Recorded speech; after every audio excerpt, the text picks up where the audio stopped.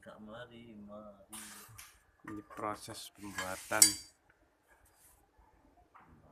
Cakil-cakilan. Iya, kata Mas Gareng ini cakil-cakilan.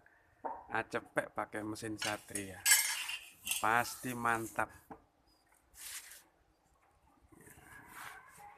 Prosesnya dijamin juos nanti larinya. Ini katanya panas dia, kena mesin king nggak bisa disalip. Oke, ini sang mekaniknya lagi nutuk-nutuk ini.